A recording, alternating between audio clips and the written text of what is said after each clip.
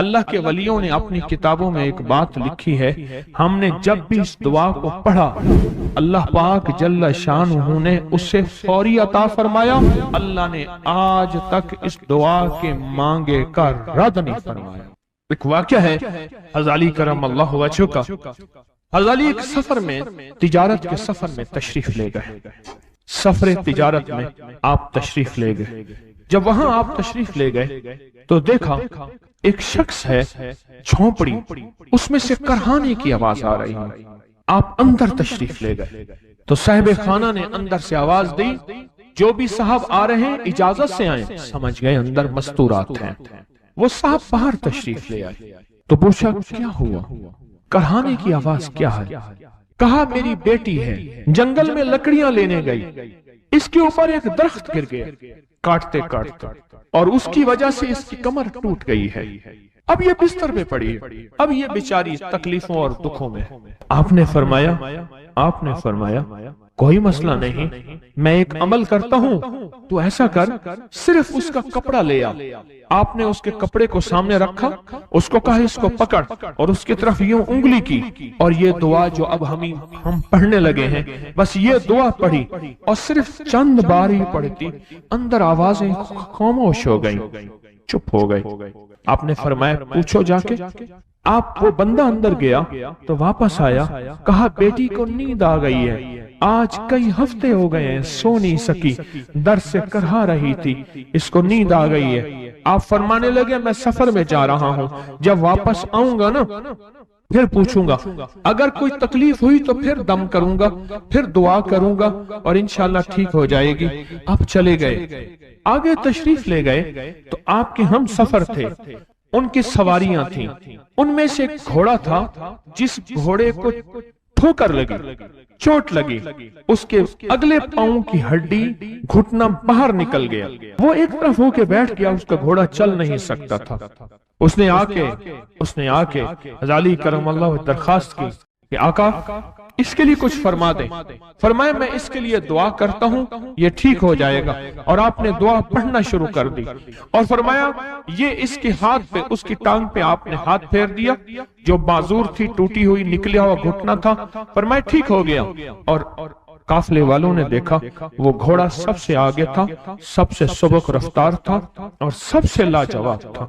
آگے ایک جگہ تشریف لے گئے تو قافلے کو پیاس لگی، پانی کی ضرورت تھی، کنواں دیکھا تو کنواں خشک تھا۔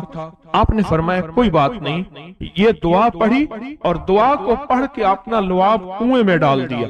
فرمایا کنویں میں پانی کا ایک جوش اٹھا، اور پانی اٹھا اور منڈیر سے باہر نکلا، لوگ پینے لگے تو آپ نے روک دیا، فرمایا مت پیو، کنویں کا جو کھڑا کالا پانی ہے وہ نکل جائے، اور پھر شفاف پانی جب نکلا فرمایا یہ پانی پیو، مشکیزیں بھرو، سواریوں کو پلاؤ۔ قافلہ چلتا رہا، آگے تشریف لے گئے، آگے دیکھا تو کھانا ختم ہو گیا، اتنا کھانا تھا کہ اب کھا لیں، آئندہ کیسے کھائیں گے؟ تو آپ نے فرمایا جو کھانا ہے لے آؤ۔ آپ نے کھانے کو رکھا، اوپر کپڑا ڈال دیا، اور یہ دعا پڑھنی شروع کر دی جو ابھی ہم بیٹھ کے پڑھیں گے، خوش قسمت ہیں۔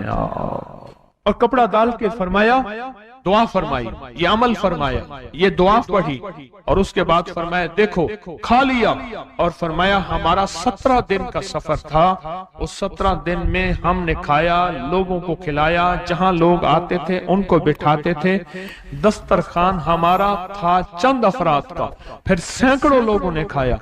17 دن کے سفر میں تھوڑی سی کمی بھی نہ ہوئی، جب گھر لوٹے تو وہی کا وہی ہمارا خزانہ، کھانا وہی سارا توشہ موجود تھا۔ آگے تشریف لے گئے تو ایک تجارت میں ایک دیکھا تو ایک بندہ ہے ٹھیکریوں پہ ٹھیکریاں مار رہا ہے، آپ اس کی طرف تشریف لے گئے، آپ نے اس کو جا کے دیکھا، لگتا ہے کہ تو پرانا جواری ہے۔ اس نے کہا جوا کھیلتا تھا، سب کچھ ہار بیٹھا ہوں، ہر چیز زندگی ختم ہو گئی ہے۔ آپ نے فرمایا اچھا ایسا کر توبہ کی نیت کر لے، اللہ سے توبہ کر لے، اور پھر میں تیرے لیے دعا بھی کرتا ہوں، عمل بھی کرتا ہوں، تو ایسا کر پتھر پہ پتھر مار، تیرا ہر پتھر سونے کا بنتا جائے گا۔ آپ بیٹھ گئے، اس نے ویسے ہی پتھر پہ پتھر مارا، اور جیسے بیچارہ بے بسی کی حالت میں پہلے مار رہا تھا، آپ نے دعا کرنی شروع کر دی، یہ دعا پڑھنی شروع کر دی، اور دعا پڑھتے پڑھتے دیکھا تو لوگوں نے پتھروں کی شکلیں بدلنا شروع ہو گئی، اور جو پتھر بھی اس کے ہاتھ میں آیا تھا وہ سارے پتھر سونے کے بن گئے۔ آپ نے سارا سونا اس کو دیا، چل پڑے۔ سفر میں آگے جاتے جاتے دیکھا کہ ایک شخص ہے، اس کے ساتھ ایک بچہ ہے، ایک بوڑھی عورت ہے، ایک بوڑھا گدھا ہے، اور وہ سارے پیدل چل رہے ہیں، گدھے کو سواری کو ساتھ لیے ہوئے۔ تو آپ نے پوچھا کیا ہوا؟ انہوں نے کہا ایک سانپ ہے جو اس گدھے کے پہ مسلط ہے، وہ سامنے بیٹھا ہے، وہ نیچے نہیں اتر رہا، ہم نے مارنے کی کوشش کی ہے، اس کی پھنکار سے عصا جل جاتا ہے، اور جلا ہوا عصا دکھایا، ڈنڈا جلا ہوا دکھایا کہ ایک پھنکار سے ڈنڈا جل جاتا ہے، وہ مسلط ہے گدھے پہ، ہم پیدل چل رہے ہیں، منزل پہ ہے، سانپ مسلط ہے، اس کا کوئی حل نہیں۔ آپ نے فرمایا اس گدھے کو اس جھاڑی سے، اس درخت سے باندھ دو، اور باندھ کے آپ قبلہ رخ ہوئے اور یہ دعا پڑھنی شروع کر دی، اور فرمایا پھر دوسرے رخ ہوئے اور یہ دعا پڑھنی شروع کر دی، اور تیسرے رخ ہوئے، اور دعا پڑھنے کے بعد آپ نے اس سانپ پہ پھونک مارا، سانپ چونٹی بن کے چھلانگ لگائی اور غائب ہو گیا۔ تو انہوں نے پوچھا آقا یہ کیا تھا؟ فرمایا یہ تمہارے اوپر ایک دشمن جن مسلط تھا جو کہ تمہاری جانوں اور عزتوں کا لٹیرا تھا۔ آخرکار آپ کے غلام نے آپ سے پوچھا آقا اگر آپ یہ دعا ہمیں سکھا دیں، چشمہ فیض سے گر ایک اشارہ ہو جائے، چشمہ فیض سے گر ایک اشارہ ہو جائے، لطف ہو آپ کا اور کام ہمارا ہو جائے۔ آئیں بسم اللہ کر کے اس دعا کو پہلے سنتے ہیں۔ یا وہاب حبلی من نعمت الدنیا والآخرہ انک انت الوہاب۔ اللہ کے ولیوں نے اپنی کتابوں میں ایک بات لکھی ہے، ہم نے جب بھی اس دعا کو پڑھا اللہ پاک جل شانہ نے اسے فوری عطا فرمایا، ورنہ اس کے نسبت عطا فرمائی، اور ورنہ چند لمحوں میں عطا فرمایا، ورنہ چند دنوں میں۔ اللہ نے آج تک اس دعا کے مانگے کا رد نہیں فرمایا۔ ریس کی وسعت کے لیے جو میں بتاتا ہوں کہ بندہ ہے 129 دن اور 129 دفعہ سورۃ کوثر پڑھ اور پھر آنکھوں سے رب کی طاقت کے جلوے دیکھ۔ 129 دن اور 129 بار آپ بتائیں جو یہ پڑھتے ہیں 129 بار سورۃ کوثر کتنا وقت لگتا ہے؟ صحیح بتائیں، اگر نہیں پڑھتے نہ بتانا۔ 10 منٹ کی آواز بھی ہے، 7-8 منٹ کی آواز بھی ہے، 15 منٹ کی آواز بھی ہے، ہم 15 منٹ لے لیتے ہیں، 15 منٹ لے لیتے۔ کیا روزانہ کے 15 منٹ ہمارے لیے مشکل ہے؟ 129 بار سورۃ کوثر، اور اگر جگہ اور وقت ایک ہو تو پھر اس کی طاقت اور تاثیر حیرت انگیز طور پہ دگنی ہو جاتی ہے۔ زمان اور مکان وہی وقت وہی جگہ، مجبوراً اگر نہیں ہے تو کوئی حرج نہیں، پر یقین دل کی گہرائیوں، اندر کا درد اور پورے خشوع خضوع، دھیان، طلب، تڑپ اور جذبے کے ساتھ پڑھ 129 بار۔ اصل میں یہ 129 کا جو عدد ہے نا، لفظ لطیف کا عدد ہے، یا لطیف ہو نا، لطیف 129 بار اور 129 دن۔ پھر قدرت کے خزانے اور رب کی رحمت کے خزانے، اس کی عطا اور شفقت کے خزانے، اس کی مہربانی کے خزانے۔ ایک اور چیز بتاؤں، دیدار مصطفیٰ کے لیے، کملی والے کے دیدار کے لیے سورۃ کوثر بہت باکمال ہے۔ اب اس کے فائدے سنتے جائیں، 129 دفعہ کے فائدے ذرا سنتے جائیں، کیونکہ میرے آقا کی تسلیوں کے لیے، دلجوئیوں کے لیے یہ سورت اتری تھی۔ قرآن کی سب سے چھوٹی سورت ہے۔ دلجوئیوں کے لیے تانے دے دے کے ظالموں نے میرے آقا کے سینے کو چھلنی کیا، اور اللہ پاک جل شانہ نے فرمایا میرے حبیب کیوں غمزدہ ہیں، ہم نے آپ کو کوثر دے دی۔ اور میرے حبیب یہ جو تانے دینے والے ہیں، آپ پہ جادو کرنے والے ہیں، آپ پہ نظر بد کے حملے کرنے والے ہیں، اور آپ کے ساتھ حسد کرنے والے ہیں، یہ ان نشان آقا ابتر، یہ تو ایسے ابتر ہوں گے، ان کی زندگی ابتر ہوگی، ابتر سے ابتر اور ابتر ہوگی کہ بس زمانہ دیکھے گا وہ شماتت الاعداء، اور ان کے دشمن ان پہ ہنسیں گے، ایسے ابتر ہوں گے۔ 129 بار سورۃ کوثر دیدار مصطفیٰ کے لیے، 129 بار سورۃ کوثر جادو کے آخری توڑ کے لیے، 129 بار سورۃ کوثر جادو کو خود پلٹانے کے لیے، پلٹ جاتا ہے۔ 129 بار سورۃ کوثر آفات اور بلیات کو دور کرنے کے لیے، 129 بار سورۃ کوثر انزائٹی، ٹینشن، ڈپریشن اور اسٹریس کے لیے، اور 129 بار سورۃ کوثر پرسکون نیند کے لیے، 129 بار سورۃ کوثر پرسکون زندگی کے لیے، اور 129 بار سورۃ کوثر پھر دنیا حسنہ کے لیے۔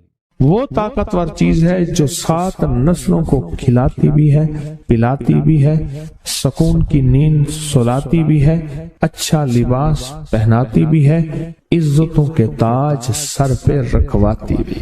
نوری لقمہ اپنی زندگی کی ضرورت بنا لے، پھر کیا ہوگا؟ سورۃ فاتحہ کی آیات 7 ہیں۔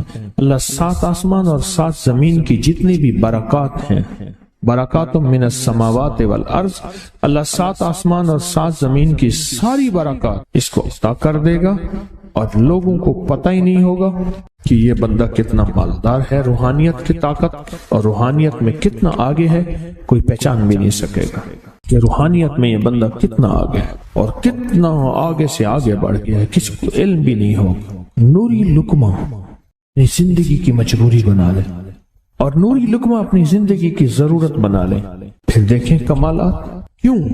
فرمائے جو سارے قرآن میں ہے، جو سارے قرآن میں ہے، جو سارے قرآن میں ہے، آنکھیں کھل جائیں۔ یہ سورۃ فاتحہ نماز کھانے کے دوران پڑھنے والا یہ اہل نظر میں ہے، اس کی نظر وسیع ہو جاتی، یہ اہل کشف ہوتے ہیں، ان کی دل کی آنکھیں کھل جاتی ہیں، یہ فرشتوں کو دیکھتے ہیں، یہ انسانوں کے دلوں میں جھانک لیتے ہیں، یہ کائنات کے راز پڑھ لیتے ہیں، کائنات کے راز پڑھ لیتے ہیں۔ یہ اللہ پاک ان کے سامنے جنات آنکھوں سے دکھاتا ہے، حتیٰ کہ یہاں تک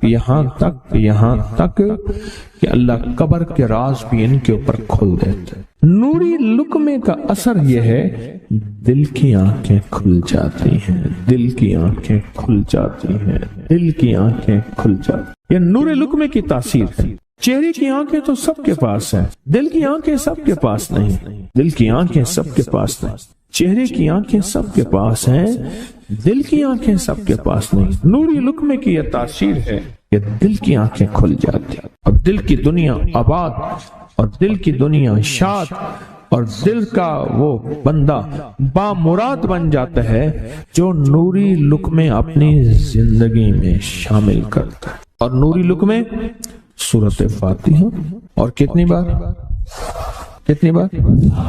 اچھا، یہ سورۃ فاتحہ بیماریوں کا علاج۔ صحابہ کرام فرماتے ہم جا رہے تھے، کوئی ایک سردار تھا، اس کو بچھو نے کاٹ لیا اور اس کو چیخ رہا تھا بیچارہ، فرمایا سانپ کا کاٹا سوئے، بچھو کا کاٹا روئے۔ میرے پاس ایک سانپ کا کاٹا آیا تھا، غنودگی میں تھا، وہ بہت غنودگی میں سے سوتا تھا، اور میں نے کہا اس کو سونے نہ دے، خیال نہ کیا انہوں نے، ادھر سے ہٹا تو بندہ ختم ہو گیا، سانپ کا کاٹا۔ ہمارے ایک والد صاحب رحمۃ اللہ علیہ کے تھے ملک عبد الرحمن ڈوڈی، وہ لائے تھے، تو کہنے لگے اس بچھو کے کاٹے کا علاج، صحابہ کرام نے 7 بار سورۃ فاتحہ پڑھ کے اس پہ دم کر، اور وہ ٹھیک ہو گیا۔ اور میں جب سورۃ فاتحہ عرشوں سے زمین پہ آئی، نازل ہوئی، ایک گونج اٹھی، ایک آواز آئی، اور میں اللہ سے آج وہ چیز زمانے پہ زمین پہ نازل کی ہے جو اس سے پہلے کبھی آئی نہیں تھی، اور جو اس کے بعد کبھی آئے گی نہیں۔ اس سے پہلے کبھی آئی نہیں تھی، اس کے بعد کبھی آئے گی۔ اور جب سورۃ فاتحہ نازل ہوئی، شیطان رویا، پیٹا، اپنا سر پہ راکھ ڈالی، اور اتنا شور کیا کہ کاش کہ یہ سورۃ فاتحہ آئی ہے، اور اگر آئی ہے تو واپس چلی جائے، اگر واپس نہیں گئی تو کسی کی زبان پہ نہ جائے، یعنی کوئی اس کو پڑھ نہ سکے، اگر پڑھے تو اس کا یقین نہ ملے۔ یقین سے پڑھنے والے کی دنیا بھی، آخرت بھی، رزق بھی، عزت بھی، صحت بھی، تمنگری بھی، بادشاہت بھی، خوشیاں خوشحالیاں بھی یقین سے پڑھنے والے کو ملتی ہیں۔ اور اس لیے آج بھی شیطان سورت فاتحہ سے لرزتا ہے کہ سورت فاتحہ پڑھنے سے جنات اور شیاطین ایسے دور ہوتے ہیں، ایسے کہ میلوں دور چلے جاتے ہیں اور اس بندے سے خوف زدہ ہوتے ہیں جو سورت فاتحہ پڑھتا ہے۔ کھانے کے دوران اس کی حکمت کیا ہے؟ انسان کھانے کے دوران مشغول ہوتا ہے، کھانے کی لذتوں میں کھویا ہوا ہوتا ہے، اور اگر بھوک بہت زیادہ ہو بھوک بہت زیادہ ہو تو پھر تو ہوش نہیں ہوتا، پھر ہوش ہی نہیں ہوتا اگر بھوک بہت زیادہ ہو۔ اب اسی دوران جس طرح سنیں غور سے، بڑی میں عجیب بات بتا رہا ہوں، حضرت امام جعفر صادق سلام اللہ رضوان اللہ تعالی علیہ مجمعین اللہ کے ولی تھے، ولایت کے تاجدار تھے، سرداروں کے سردار تھے، اولیاء کے سردار تھے۔ میں بازار میں جاتے تھے، جا کے پھر واپس آ جاتے تھے، پھر جاتے کچھ نہیں خریدتے تھے۔ کسی نے پوچھا اب کیوں جاتے ہیں؟ فرمایا 2 وعدے لینے، کیا میں جا کے بازار میں ہر بندے کو سلام کرتا ہوں، وہ سلام کا جواب دیتے ہیں، اور کیا پتا کسی کے سلام کا جواب ایسا ہو جو اللہ کے ہاں مقبول بھی ہو، محبوب بھی ہو۔ اور پھر فرمایا بازار میں جاتا ہوں اور جا کے بازار میں جاتا ہوں اور جا کے بازار کی دعا پڑھتا ہوں۔ فرمایا جو چوتھا کلمہ گھر میں پڑھے گا اس کو 10 نیکیاں ملیں گی، اور جو بازار میں پڑھے گا کتنی نیکیاں ملیں گی؟ 10 لاکھ نیکیاں ملیں گی۔ فرمایا میں 10 لاکھ نیکیاں کمانے کے لیے جاتا ہوں۔ آل رسول کی محبتیں، عبادتوں کا حرص دیکھیں، ہمیں مال کا حرص، انہیں اعمال کا حرص۔ وہی دعا، وہی چوتھا کلمہ گھر میں پڑھیں 10 نیکی ہیں، بازار میں پڑھیں کیونکہ وہ ہر بندہ مشغول ہے، دنیا میں، مال میں، چیزوں میں، بھاؤ تاؤ میں لگا ہوا ہے، وہی بازار میں پڑھیں تو 10 لاکھ نیکیاں۔ اسی طرح کھانے کے دوران جب لذت ہے، کھانے کے دوران ذائقہ ہے، اور کھانے کے دوران لذت اور ذائقے میں اگر کوئی بندہ سورت فاتحہ پڑھ لے تو اللہ کہتا ہے تو ان لذتوں میں مجھے نہ بھولا، ان کھانے کی چیزوں میں مجھے نہ بھولا، ان ساری کیفیتوں میں مجھے نہ بھولا۔ اللہ خوش ہوتا ہے، اور پھر اللہ جل شانہ اسے 7 آسمان اور 7 زمین کی برکتیں حوالے کر دیتا ہے، اور جس کے پاس 7 آسمان 7 زمین کی برکتیں ہوں، یہ ساری عبادتیں کھانے کے دوران کوئی معنی نہیں رکھتی، پھر ایسی سمیٹ کے اللہ کائنات کو اسے دے دیتا ہے۔ نوری لقمے کی تلاش کریں، نوری لقمہ زندگی میں لے آئیں، بڑی خوشحال زندگی گزرے گی، بہت لاجواب زندگی گزرے گی۔ 7 دفعہ سورت فاتحہ سے قرضے اتر جاتے ہیں، 7 دفعہ سورت فاتحہ سے بیٹے مل جاتے ہیں، 7 دفعہ سورت فاتحہ سے نعمتیں، اور 7 دفعہ سورت فاتحہ وہ طاقتور چیز ہے جو 7 نسلوں کو کھلاتی بھی ہے، پلاتی بھی ہے، سکون کی نیند سلاتی بھی ہے، اچھا لباس پہناتی بھی ہے، عزتوں کے تاج سر پہ رکھواتی بھی ہے۔ کہیں انشاءاللہ۔ آپ سوچیں کون سا مشکل عمل، بہت زبردست عمل ہے، 1 منٹ کا کام ہے اور کام بن جاتا ہے۔ اور میں نے اس کی اجازت جتنی مشکل سے لی تھی نا، اس عمل کی بہت مشکل سے اجازت، اور جس دن لی تھی اسی دن فیصلہ کیا تھا انشاءاللہ اسے چھپاؤں گا نہیں، انسانیت مخلوق کو بتاؤں گا۔ اور یہ 7 دفعہ سورۃ فاتحہ جو دل کا مریض ہو مجھ جیسا اس کا بھی علاج ہے، جسمانی ہو یا روحانی۔ میں نے پچھلی دفعہ کہا نا کہ میں دل کا سخت مریض ہوں اور آج بھی ہوں، دعا کرو موت تک نہ رہوں، اور میں دل کا سخت روحانی مریض ہوں، جسمانی نہیں ہوں۔ میری پچھلی دفعہ کی وجہ سے پوری دنیا میں کوہرام مچا ہوا ہے کہ بابا گیا، جانا تو ہے، جانا تو لازم ہے۔ پچھلی دفعہ میں نے وہ کہہ دیا کہ میں دل کا سخت مریض ہوں، میرے لیے دعا کرو، وہ یہ مریض ہوں، روحانی مریض ہوں، روحانی مریض ہوں۔ تو یہ بیماری جو دل کی بیماری ہے نا، اس کا بھی علاج ہے، روحانی ہے یا جسمانی۔ جیسے میں دل کی روحانی بیماریوں کے بارے میں نے آپ کو کہا، میں سخت مریض ہوں دل کا، اللہ کرے اس کا مرض کا علاج ہو جائے۔ تو کھانا کھاتے ہوئے میرے دل کے لیے بھی آپ دعا کریں گے کہ اللہ بھی میرے دل کو ٹھیک کر دے، اللہ بھی ٹھیک کر دے۔ آپ مجھے بزرگ سمجھتے رہے ہیں اور اندر سے کام کھوکھلا ہو۔ یہ دل کی روحانی بیماریوں کا بھی علاج ہے اور یہ جسم کی اور دل کی جسمانی بیماریوں کا بھی علاج ہے۔ یہ صحت مندی کا راز ہے۔ سورۃ فاتحہ ہے بابا، سورۃ فاتحہ، سورۃ فاتحہ۔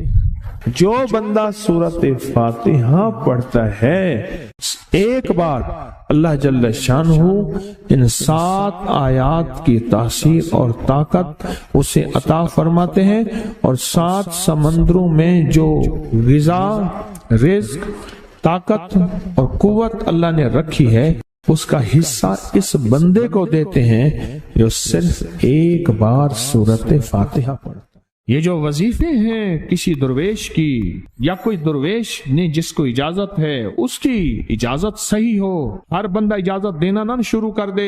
اجازت کے پیچھے نسبتیں چاہیے، ان نسبتوں کی طاقت چاہیے۔ وہ جو اجازت ملتی ہے اس اجازت کے اندر جو تاثیر ہوتی ہے، اس میں جو کمال ہوتا ہے، اس میں جو اندر کی کیفیتیں ہوتی ہیں، اس اجازت سے نسلوں میں تونگری، دولت، رزق، عزت، صحت ایسے بارش کی طرح برستی ہے۔ میرے جو مرشد تھے حضرت خواجہ سید محمد عبداللہ حجویری رحمت اللہ علیہ، میرے مرشد جو تھے وہ حضرت داتا صاحب کی سچی آل میں سے تھے۔ مجھے جاتے جاتے انہوں نے اجازت دی 1991 ستمبر میں، اور مدینہ منورہ فرمایا میں جا رہا ہوں، بس اب بقی میں، اور بقی کے اندر جا کے سو گئے۔ اب بھی میں مرشد کے ہاں جاتا ہوں تو جنت البقیع کے قبرستان میں ان کی نسبتیں دیکھیں کتنی اونچی ہیں۔ پھر وہ نہیں، 26 بڑی ہستیوں نے مجھے خلافتیں، اجازتیں دیں، 26 سے بلکہ زیادہ اجازتیں اور خلافتیں دیں، اور ان کی توجہات ہیں، ان کی پیچھے دعائیں ہیں، اور پیچھے کامل کے ہاتھ ہیں۔ یہ روحانیت کی نسبتیں ہوتی ہیں،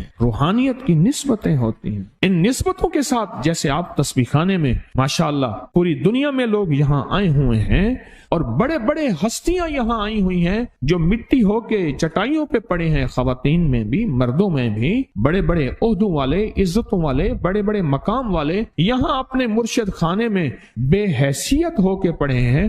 جو بے حیثیت ہو کے آتا ہے اللہ اس کو عزت اور مقام اور حیثیت دے۔ کہنے لگا میں نے نا حمزات کو قابو کرنے کے لیے میں نے ایک عمل کیا۔ عمل یہ تھا کہ ایک بڑا سا تھال لے لیں، جیسے یہ گارے اور مٹی میں تھال ہوتے ہیں، اس کا چراغ بنا لیں، اس میں 10 کلو تیل ڈالیں اور بڑی ساری بتی ہو، ٹھیک، اس کی بتی جلائیں۔ 10 کلو تیل جلنا ہے، یہ سارا کتنا تیل جلنا ہے اس کی بتی میں، اس کی لو میں دیکھنا ہے، اور پھر بیٹھنا اس انداز سے ہے کہ میرا سایہ ہو، اور پھر میں اپنے سائے کو بھی دیکھوں، لو کو بھی دیکھوں، اور اس کے بعد یہ وظیفہ پڑھنا ہے۔ 40 دن میں یہ 10 کلو تیل جل جاتا ہے، دن رات بیٹھنا ہے اور اس کو پڑھنا۔ 30 دن جب گزرے تھے، 30 دن گزرنے کے بعد اس کو نقشے نظر آنا شروع ہوئے۔ نقشے یہ نظر آنا شروع ہوئے کہ گھر ہے، بچے ہیں، کھیل رہے ہیں، اماں بیٹھی ہے، آپس میں بچے کو لڑ بھی رہے ہیں، کھا بھی رہے ہیں، پی بھی رہے ہیں۔ اس نے ادھر سے توجہ ہٹائی۔ مرشد نے فرمایا تھا کہ دیکھ میری نگرانی میں عمل کر رہا، نقشے نظر آئیں گے، کسی نقشے میں نہ توجہ کرنا نہ خوف کرنا، خوف بھی آئے گا،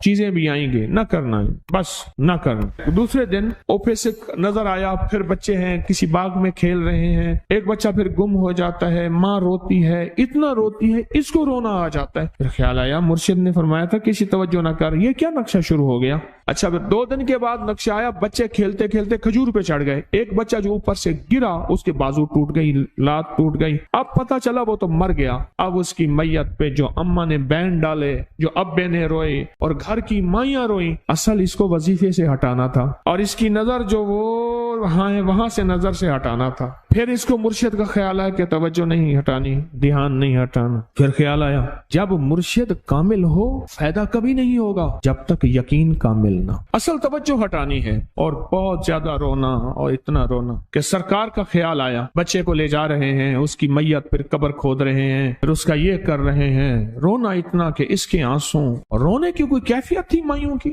2 دن ابھی رہتے تھے 40 دن میں سے، تو پھر وہی گھر نظر آیا، بچے کھیل رہے ہیں، شوہر آیا، اس نے آ کے کہا مجھے روٹی دو۔ اس نے کہا گھر میں تو کچھ بھی نہیں ہے، لکڑیاں ہی نہیں ہیں، آپ نے کچھ دیا ہی نہیں۔ میاں بیوی کی لڑائی ہو گئی۔ اس نے کہا پھر ٹھیک ہے، میں آج سب کو جلا دے۔ اس نے کہا لکڑیاں لے آیا، ادھر ادھر سے لکڑیاں لا کے نہ سے اس نے وہ لکڑیاں جلائیں، بچوں کو اٹھا کے جو ڈالا، आग में जो चीखें निकली बच्चों, दूसरे को पकड़ के डाला, तीसरे को डाला, चौथे को डाला, आग में डालता जा रहा है। माई चीख रही है, कोहराम है, जिंदा बच्चों छोटे मासूमों को आग में डाल रहा है। डालते डालते कहने लगे तू बच गई है भाई, आ फिर पकड़ के मैं तुझे डालता हूँ। जब उसके डाल के कहने लगा अब इस आमिल को तू बच गया है, ऐसे इसको हाथ ऐसे ऐसे पकड़ने लगा और पीछे मुर्शिद का खींच के थप्पड़ उसको आया। जब खींच के थप्पड़ आया सारा नक्शा खत्म हो गया। ओहो, कहने लगा ये क्या था। मुर्शिद कामिल ऐसा होवे जरा लूलू दे विच वसे हो, नाल निगाह दे पाक करेंदा, ना साबुन सज्जी खत्ते हो। ये उस वक्त होगा जब यकीन होगा, जब तेरा यकीन कमजोर है। मुर्शिद कामिल है, यकीन कामिल नहीं है, नाकाम रहेगा सारी जिंदगी, थर्मामीटर लगाता रहेगा। कोई कह देगा कि तेरा मुर्शिद 1 नंबर है, वली है, कहा सुभान अल्लाह।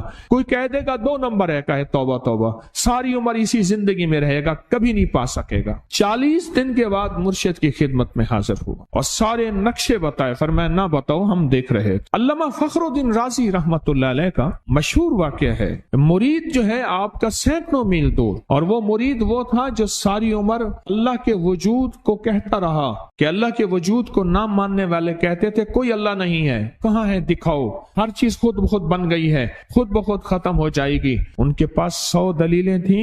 कितनी 100 दलीलें थी, और आज तक उनकी दलीलों को कोई तोड़ नहीं सका था अल्लाह के वजूद पे। आखिरी वक्त है, और आखिरी वक्त के अंदर एक दरवाजा खटखटाया किसी ने कि जनाब एक बुजुर्ग आपसे मिलने आए हैं। वो बुजुर्ग उनके दोस्त थे पुराने। ओहो, आपका आखिरी वक्त है, मैं मिलने आया। और वो बुजुर्ग नहीं था, वो शैतान की शक्ल बन के आया था। उसने आते ही वो मसला छेड़ दिया। आज तक उसकी दलीलें कोई नहीं तोड़ सका था, ये उसकी दलील तोड़ गया। पहली दलील टूट गई। उसने दूसरी दी अल्लाह है, इसने 2 दलील भी तोड़ दी कि अल्लाह नहीं है। इसने तीसरी दी अल्लाह है, उसने वो अपने इल्म की ताकत वो दलील भी तोड़ दी। चौथी 99 दलीलें तोड़ी, अभी 1 दलील बाकी रहती है। अगर वो भी दलील गई तो ये भी कहता है अल्लाह नहीं, और आखिरी वक्त में रब के वजूद का इनकार करके खात्मा खराब करके गया। मुर्शिद वजू फरमा रहे थे, दूर कहीं मीलों मीलों दूर अल्लाह ने अपनी ताकत कुदरत से नक्शे हटाए सामने से, और नक्शे हटाए कि तेरा मुरीद गया, वहीं से वुजू का पानी चुल्लू भर के ना जोर से फेंका, और कानों में आवाज आई क्यों दलीलें दे रहा है, तू नहीं कहता मैंने अल्लाह को बगैर दलील के माना, तो दलीलें दे रहा है। क्यों नहीं कहता कि मैं रब को बगैर दलील के मान। उमर रज़ियल्लाहु ताला अन्हु अमीरुल मोमिनीन मस्जिद नबी में खुतबा दे रहे हैं। हजरत सारिया सहाबी थे, वो उस लश्कर के सिपा सलार थे। मीलों से मीलों, सैकड़ों मील दूर ऐसे नक्शे हटे, और खुतबे के दौरान अनोखी बात कह दी, या सारिया अल जबल, सारिया पहाड़ के पीछे देख, दुश्मन वहां से हमला कर रहा है। और फिर खुतबा शुरू कर दिया। जुमे का खुतबा था। लोग हैरान, ये अमीरुल मोमिनीन ने क्या फरमा दिया। जब हजरत सारिया का काफिला आया वापस, तो फरमाया फला वक्त फला लम्हे फला वक्त में, जुमे के दिन फला लम्हे में अमीरुल मोमिनीन आपकी आवाज आई थी, अगर ना आती तो दुश्मन ने पीछे से मुकाबला हमला कर दिया था और हमें काट के रख देता, टोटे टोटे कर देता। आपकी आवाज आई, सारिया पीछे देख, दुश्मन हमला कर रहा है पहाड़ के पीछे, या